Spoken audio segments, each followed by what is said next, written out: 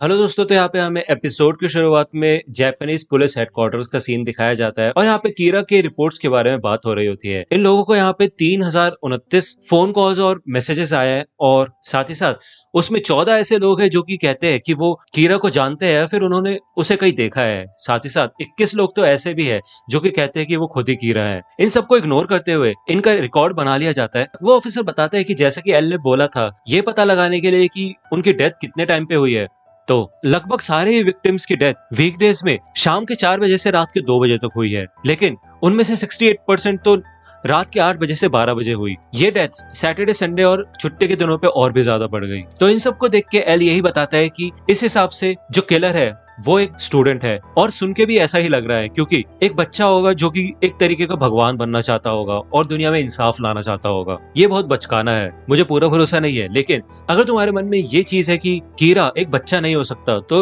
ये बात अपने दिमाग से निकाल दो। तो यहाँ पे मात्सुरा बीच में उठता है और कहता है कि मैं ये नहीं कह रहा कि कीरा जो भी कर रहा है वो सही कर रहा है, लेकिन देखा जाए तो जापान में पिछले कुछ दिनों से क्राइम रेट काफी ज्यादा कम हो चुका है। तो यहाँ पे ज्यादातर ऑफिसर मात्सुरा की बात सुन के उसे इग्नोर ही करते हैं और चीफ भी मात्सुरा को बिठा देता है। अब यहाँ पे एल बोलता है कि मैं आप लोगों से एक और रिक्वेस्ट करना चाहता हूँ, मुझे माफ करना।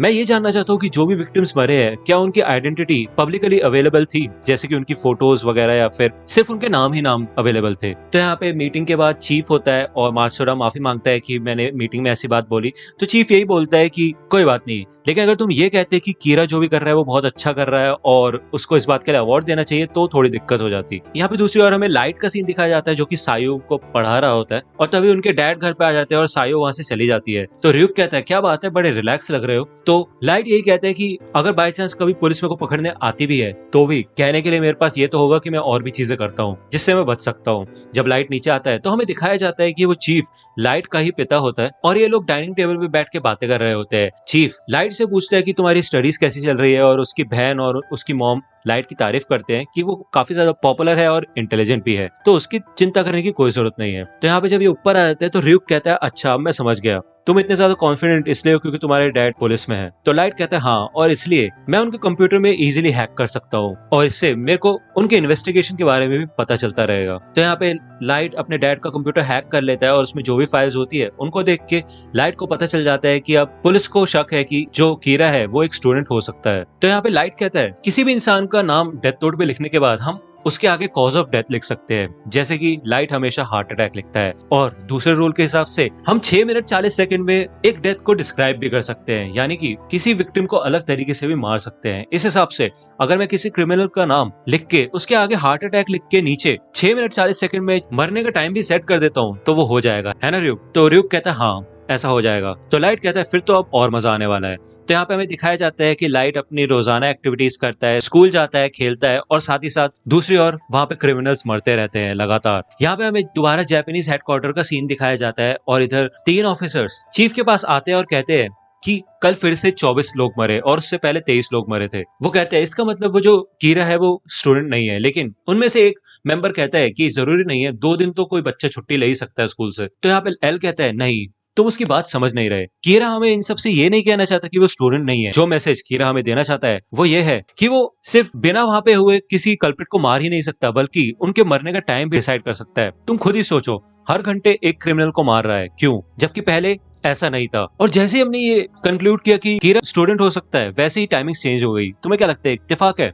मुझे तो नहीं लगता। इसका मतलब कीरा के पास पुलिस की फाइल्स का एक्सेस है। और यहाँ पे दूसरी ओर हमें लाइट का सीन दिखाया जाता है और वो घर वापस जा रहा होता है। लाइट कहता है अभी तक तो एल को पुलिस के ऊपर ही शक होने लग गया होगा। तो यहाँ पे एल कहता है कि कीरा के पास एक ऐसा तरीका है जिससे कि पुलिस हेडक्वार्टर से इन्फॉर्मेशन निकाल सकता है। मैं इस चीज को नजरअंदाज नहीं कर सकता। कीरा आखिरकार करना क्या चाहता है? यहाँ पे ryuk कहता है कि मुझे समझ नहीं आ रहा, ऐसा करके तो उसे तुम पे और शक होगा ना, ऐसा लगेगा कि तुमने जानबूझ के उससे बचने के लिए टाइमिंग चेंज की है, इससे तो तुम्हारा नुकसान ही है। एल को ऐसा नहीं लगेगा कि तुम पुलिस से कनेक्टेड हो। तो लाइट कहता है कि मैं तो चाहता ही हूँ कि एल मुझे ढूंढे, जब तो मैं उसको आसानी से खत्म कर पाऊंगा। ryuk तुम शायद समझोगे नहीं, लेकिन इंसानी दुनिया में बहुत कम लोग हैं जो एक दूसरे पे भरोसा करते हैं, और अभी इस समय पुलिस हेडक्वार्टर्स और एल एक दूसरे पे भरोसा नहीं करते। वैसे लोगों को लगेगा कि एल और पुलिस मिलके कीरा को पकड़ रहे हैं, लेकिन असलियत में ये दोनों एक दूसरे पे शक करके एक दूसरे को ही इन्वेस्टिगेट करने लग जाएंगे, और कुछ समय बाद पुलिस को इस बात पे गुस्सा आ जाएगा और वो एल को मेरे लिए ढूंढ लेंगे। और जब वो उसे ढूंढ लेंगे तब मैं उसको मार डालूंगा। तो यहाँ पे हमें पुलिस हेडक्वार्टर्स का सीन दिखाया जाता है और यहाँ पे 3 पुलिस ऑफिसर्स कहते हैं कि हम रिजाइन कर रहे हैं क्योंकि हमें अपनी जान की पड़ी है, हम अपनी जान खतरे में नहीं डाल सकते, क्योंकि अगर मैं कीरा होता तो मैं सबसे पहले उन्हीं लोगों को मारता जो कि मुझे पकड़ने की कोशिश कर रहे हैं। भले ही पहले एल ने काफी कमाल का स्टंट किया था पूरे शहर के सामने और कीरा को चैलेंज किया था कि मुझे मारो, लेकिन असलियत में तो उसको अपना चेहरा और नाम दिखाने की कभी जरूरत ही नहीं पड़ी और वो तो दिखाता भी नहीं। लेकिन हम पुलिस ऑफिसर्स हमेशा अपने ऊपर एक बैज लेके घूमते हैं जिसपे हमारा नाम और फोटो दोनों होती है। कोई भी बंदा जिसके पास कंप्यूटर है वो हमें आसानी से ढूंढ के मार सकता है। और एल ने रिक्वेस्ट की थी ये देखने के लिए कि जो क्रिमिनल्स है उनकी आइडेंटिटी कैसे रिवील की गई थी। तो हाँ, एल सही था, उनका नाम और फोटो दोनों पब्लिकली अवेलेबल थी, इसलिए वो लोग मरे। और वैसे भी हम यहाँ पे अंधेरे में छुप के काम नहीं करते, हमें तो आगे रह के काम करना पड़ता है, एल की तरह नहीं। तो हमें क्षमा करो, हम यहाँ से जा रहे हैं। तो यहाँ पे दूसरी ओर हमें लाइट के क्रैम स्कूल का सीन दिखाया जाता है और यहाँ पे र्यूक बाहर देखता है, उसे दिखाई देता है कि कोई बिल्डिंग के कोने पे खड़ा हुआ है। यहाँ पे दूसरी ओर एल सारे पुलिस ऑफिशियल्स की रिपोर्ट्स मंगवा लेता है और कहता है पुलिस फोर्स में 141 लोग हैं जिनके पास कीरा इन्वेस्टिगेशन की इन्फॉर्मेशन है, तो इन ऑफिशियल्स का ही कोई जान पहचान वाला होगा जो कि कीरा हो सकता है और पक्का इन्हीं में से है। यहाँ पे हमें दिखाया जाता है कि सोइचिरो यागामी की रिपोर्ट खुल जाती है जो कि चीफ ही होता है और उसमें उसकी और उसके बेटे और बेटी की डेट ऑफ बर्थ भी लिखी होती है। तो यहाँ पे र्यूक और लाइट जब घर जा रहे होते हैं तो र्यूक लाइट से बात करने की कोशिश करता है, लेकिन लाइट बोलता है कि तुम्हें पता है मैं तुमसे बाहर बात नहीं कर सकता। तो र्यूक कहता है ऐसा है तो तुम बस मेरी बात सुनो और कुछ बोलना मत। मैं तुम्हें बता देता हूँ कि डेथ नोट तुमसे बेहतर किसी इंसान को नहीं मिल सकती थी। मैं ना ही तुम्हारे खिलाफ हूँ ना ही तुम्हारे साथ हूँ, मुझे तुम्हारे साथ तब तक रहना है जब तक ये नोटबुक खत्म नहीं हो जाती या फिर तुम मर नहीं जाते। मैं एल की भी साइड नहीं हूँ ना ही मैं तुम्हारी साइड हूँ। तो लाइट कहता है हाँ मुझे पता है ये बात। र्यूक कहता है कि मैं तुम्हें कभी नहीं कहूंगा कि जो तुम कर रहे हो वो सही है या फिर गलत, लेकिन मैं तुम्हारा रूममेट हूँ, तुम्हारे साथ ही रहता हूँ। तो लाइट कहता है तुम्हें हो क्या गया है, ऐसे बात तो नहीं करते तुम। तो यहाँ पे र्यूक कहता है कि मैं कीरा का कोई सपोर्टर वगैरह नहीं हूँ, लेकिन इस चीज से मुझे भी दिक्कत हो रही है, तो मैं तुम्हें बता दूं कि कोई इंसान तुम्हें लगातार फॉलो कर रहा है। तो यहाँ पे हमें दिखाया जाता है कि पीछे से कोई आता है और वो लाइट को देख के छुप जाता है। तो यहाँ पे लाइट भी थोड़ी देर के लिए रुकता है लेकिन वो फिर से चलना शुरू कर देता है। तो र्यूक कहता है यार इसने मेरे को तंग करके रख दिया है, भले वो मेरे को देख नहीं सकता लेकिन मैं तुम्हारे पीछे ही रहता हूँ, इसलिए मुझे लगता है कि वो मुझे ही देख रहा है। तो लाइट कहता है ये तो बहुत दिक्कत वाली बात है, मुझे इससे जल्द से जल्द छुटकारा पाना होगा। तो यहाँ पे लाइट घर पे आ जाता है और वो खिड़की से देखता है नीचे, लेकिन वहां पे कोई नहीं होता। वो कहता है कि क्या इतनी जल्दी एल ने पुलिस को